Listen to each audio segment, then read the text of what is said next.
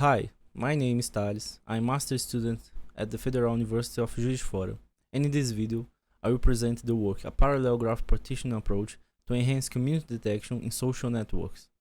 This work was accepted at the Symposium on Computing and Communication of this year.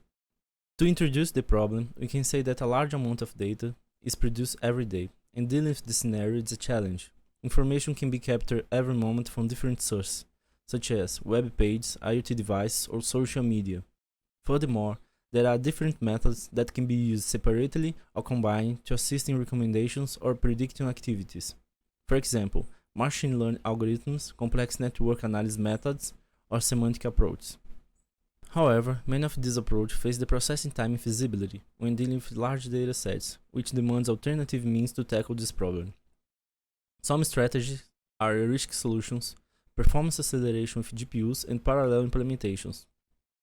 This last one is about to divide the problem into smaller ones to be operated concurrently in a distributed environment. Divide a graph model database into balanced partitions is a challenge, and often an essential subproblem for computational complexity reduction. In this way, partitioning methods show up in order to decrease the complexity of large structures, working as a start point for several parallel applications. So, our work proposal was to develop a new parallel graph partitioning approach using what we call a balanced subtree splitting strategy. Here, we are focused on attending density-based clustering algorithms, which are commonly used in social network analysis. We can highlight two main particulars of our proposal. First, the proposed algorithm preserves the partitions as connected components. This is considered valuable for the connection-dependent methods that can be subsequently processed on the partitions. Second, our methods allow the presence of overlapping nodes in different partitions in order to support clustering approaches that consider this idea. As the main goal is to allow the partitioning to be processed in a viable time, we conducted a performance study as well. We compared sequential parallel implementations of the algorithm in order to evaluate gains and losses in terms of memory and time consumption.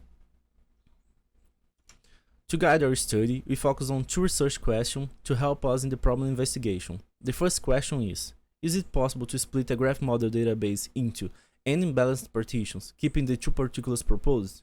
To answer that question, we present a new parallel graph partitioning algorithm as well as its implementation details. We also investigated the algorithm behavior with some small instance, as a well-known large dataset. The second research question is, does the proposed partitioning approach have relevance for further large-scale applications? For this, we developed a sequential parallel approach of the algorithm to compare and evaluate its viability. As mentioned before, we carry out performance analysis considering execution time and memory consumption. So, to summarize main contributions of our work, we can highlight: we propose a new parallel graph partitioning strategy focused on obtaining balanced partitions. Our approach ensures partitions connectivity, which allow the subsequent application of methods that demand graph connectivity. According to the used strategy, the algorithm also allows nodes overlapping between different partitions. And we also conduct performance analysis to evaluate the algorithm, and also understand the partitioning process feasibility, considering the execution time and memory consumption. Before I present the algorithm, it's worth pointing out the value of work in the study of detection of communities. In this image, we have a big picture with a focus on network analysis.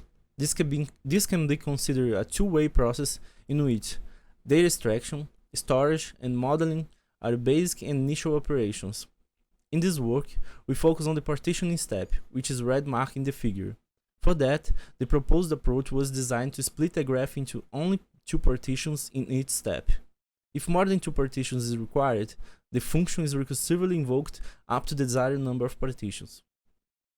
The algorithm we propose is presented in three steps: initialization, partitioning, and parallelism. In the first stage, we have the initialization process, which consists of pre-processing operations necessary for data structuring and first parameters definition. Regarding the input variables, we have a database which can be modeled as a graph, the desired number of partitions, and a percentage value to calculate the upper and low limits. These are responsible for setting the maximum and minimal number of nodes in the partitions. Therefore, the data is modeled as a graph structure, and then we calculate its minimum spanning tree, since we need to remove only a single edge to split the whole graph into subsets. Then we calculate the boundaries, choose the percentual value, and finally the partitioning function is invoked using the node with the highest degree as a start point. Next, we have the partitioning step, which can be best described by this figure. The subtree splitting strategy is a loop with four possibilities. Starting by the root node, the algorithm will travel all over its subtrees until it reaches one of the four cases. Case A is straightforward and occurs when a subtree of size within the limits found, splitting the graph as illustrated in the figure. Case B occurs when the size of one of the subtrees is larger than the upper limit. In this case, the root node goes down and the process starts again. If neither case A or case B are satisfied, it means that the size of all subtrees are above the low limit. So, the algorithm goes to case C and tries to do a balanced division of all the subtrees in two groups. This process goes on until the size of one of the partitions reaches the boundaries. However, this case has an overload situation, which is case D, and that occurs when the size of one of the partitions goes bigger than the upper limit. Finally, algorithm 2 shows the cut function and the program recursion. Here, the partitioning function is invoked continuously by tasks until it reaches the stop condition. For our experiments, we worked with the following hardware and software specifications. We also worked with both small instances and a large dataset. And the limit percentage chosen for this number of nodes in each partition was about 5%. We first carry out analysis to understand the obtained partitions and answer the first research question.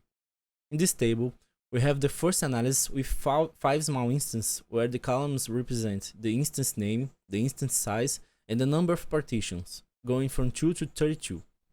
Here, we look at the maximum cut percentage among all the divisions performed in each step, in order to understand the proximity with the defined limits, which is about 5%. It's possible to say that, despite the use of boundaries, results show several cases where the cut percentage goes beyond the limits, many times due to the topological structure of the graph. This table we have results regarding the BLP database. As it's a large network, we split the instance in up to about 16,000 partitions and we observe some characteristics. 1. The maximum cut percentage. 2. The partition with the largest size, which is max. 3. The partition with the smallest size, which is min.